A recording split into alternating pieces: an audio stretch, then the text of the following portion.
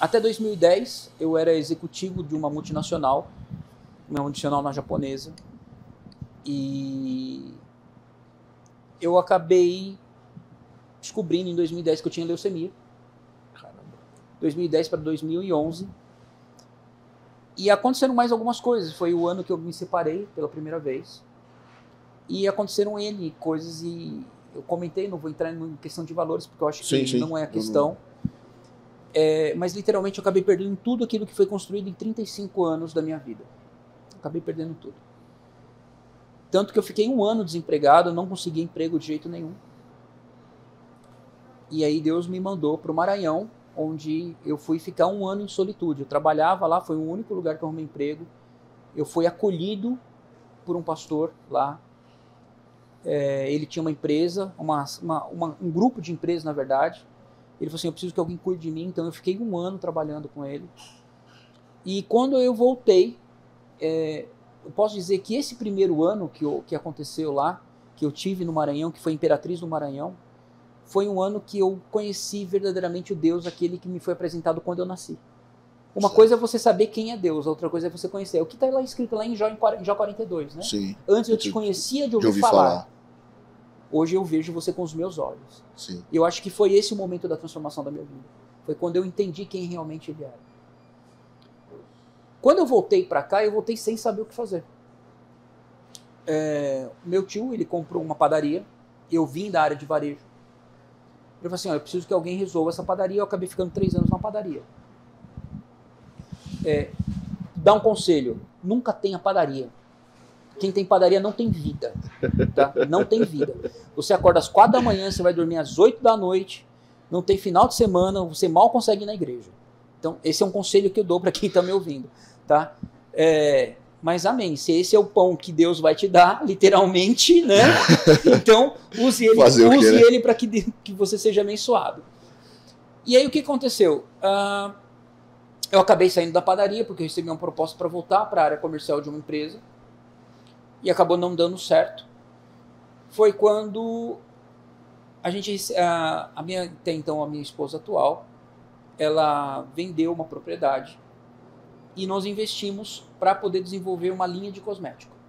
Certo. Bom, legal. A gente começou a fazer as coisas e quando eu fui visitar a fábrica que fazia os frascos pra gente, ela falou assim, olha, o meu genro, ele tem uma linha de cosmético.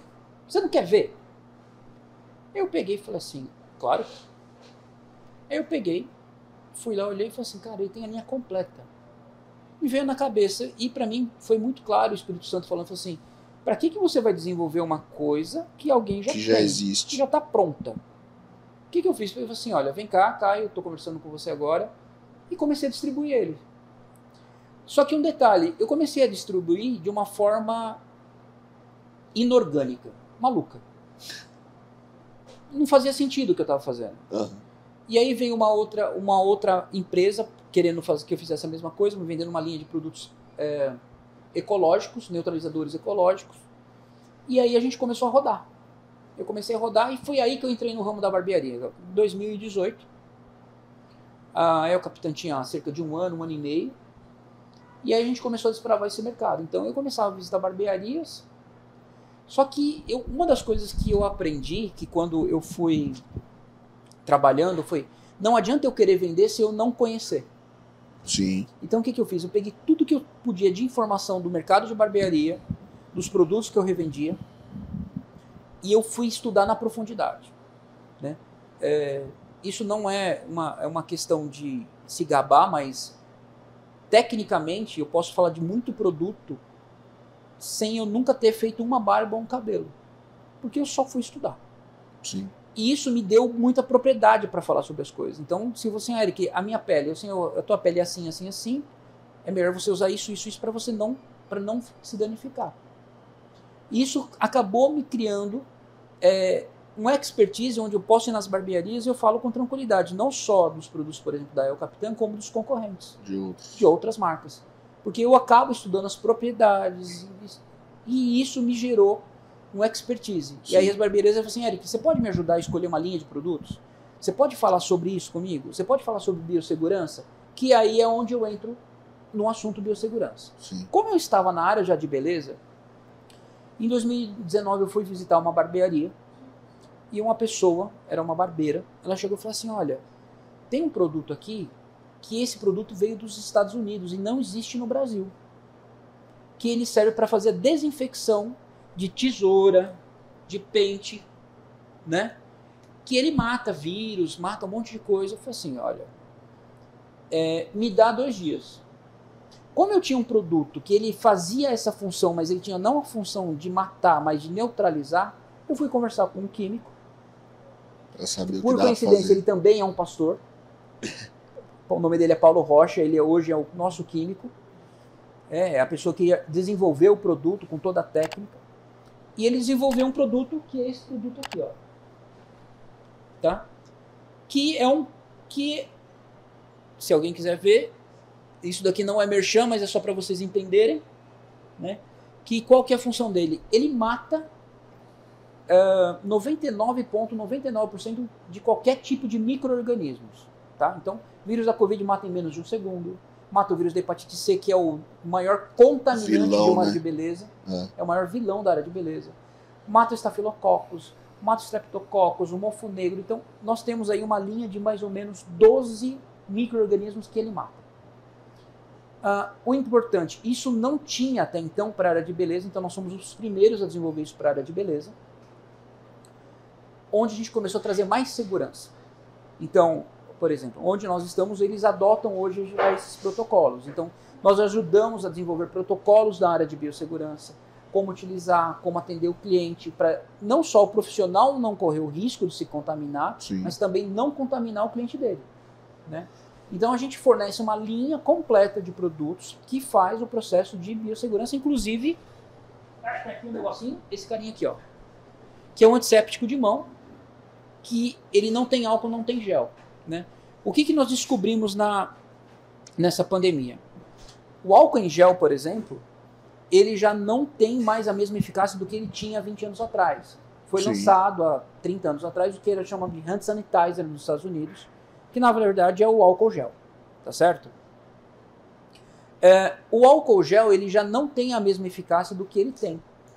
Nós temos um biólogo que trabalha conosco, ele é conhecido como Dr. Biossegurança, que é o Dr. Jorge. Ele é o nosso suporte técnico, tá? Ele tem estudos comprovando que o álcool, para ele matar o micro-organismo, ele precisa ter 10 minutos de ação com fricção. Então, para eu poder matar, eu tenho que ficar durante 10 minutos esfregando. Esse que a gente usa hoje. Esse que a gente usa hoje. Tá. Eu tenho um negocinho aqui que é um produto natural, 100% natural, não tem produto químico. Ele mata em menos de 1 segundo. A hepatite C mata em 30 segundos, só para ter uma ideia, né? Então, a gente acabou desenvolvendo mais um produto para a área de beleza. E com isso foi onde a gente formou toda essa estrutura e conhecimento, não só para barbearia, mas embelezamento do olhar, manicure, cabeleireiro e assim por diante. Interessante. E você ainda está na Biocid e na É o Capitã. Exato. Como é que você consegue conciliar as duas? Porque uma faz uma coisa, são do mesmo ramo, mas são coisas completamente diferentes. Cara, a sua pergunta é uma das perguntas mais inteligentes que eu já recebi.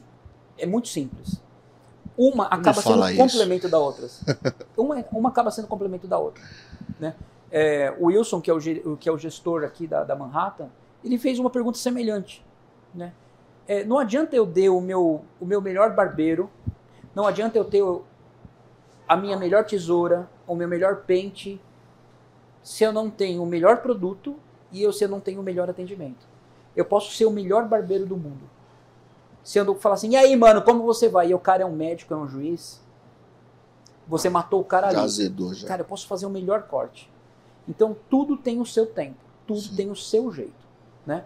Então, quando você fala de biossegurança, por exemplo, você pratica biossegurança todo dia sem você saber. Você lava a mão todo dia, você toma banho todo dia. Isso faz parte do processo de biossegurança, né? Biovida, segurança da vida. Então você já adota certos procedimentos, né? O que você não sabe é que tem processos que você pode fazer que vão amenizar. Então eu vou dar alguns dados para você. Hepatite C. No sangue, ele dura 12 dias. No sangue seco. Então, manicures, que você vou dar um exemplo. Eu sei que as mulheres elas ficam de cabelo em pé quando eu falo isso, tá? Então você vai lá, você vai na manicure, alicatinho de unha, mas eu usei autoclave, legal. Só que vamos pegar um exemplo. Então, você acabou de fazer a unha mulher. Então, ela pegou, foi lá e... arrancou o famoso bife. Tira um bifinho, né? Tirou uma bistequinha daqui. Até aí tudo bem, só que às vezes não aparece sangue, porque você cortou literalmente a pele, mas não aparece sangue. Mas você tem contato com a derme, tá certo?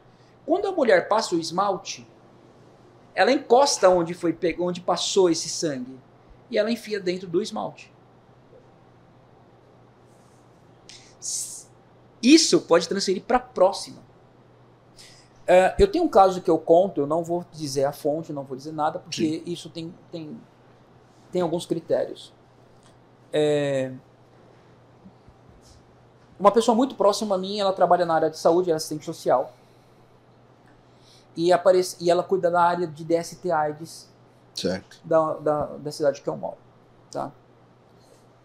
E aí ela veio contar uma história, uma menina de 18 anos, nunca teve tido namorado, nunca teve nenhum tipo de relação sexual, não tinha feito transfusão, e o rosto dela estava já purulando, e era AIDS. Ela pegou AIDS.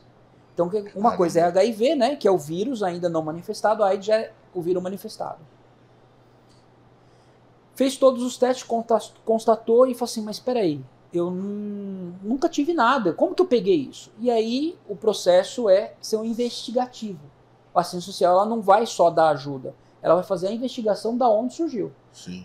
Nessa investigação descobriu que ela compartilhava o alicatinho de unha com a prima dela, que tinha HIV, e nunca falou para a família.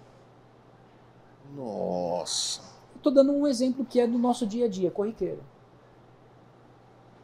Então, caramba, eu estou falando de uma coisa. Sim. Quando você, por exemplo, o embelezamento do olhar, que eles fazem aquela linha egípcia, né? Sim. Você puxa. Isso. Só que quando você puxa um folículo, pode sair sangue. Aquela linha você descarta. Só que você não percebe, mas esse sangue pode bater na mão do profissional. E se você, por acaso, faz isso e passa assim no machucado teu? Eric, é muito difícil? É muito difícil, mas pode acontecer. Pode acontecer. Ou um machucado que você tem na cabeça. Espinha que às vezes dá na cabeça do homem, normalmente. Você passa a navalhete para navalhar, estourou sangue. Se você não fizer uma limpeza, uma desinfecção direito na navalhete, porque a lâmina você descarta, mas a navalhete mesmo, ela ainda pode estar contaminada, ela pode transmitir para você, para ele, para mim, para qualquer um que tá vendo. Por isso que a gente adota protocolos de biossegurança hoje na área de beleza que nos dão mais segurança.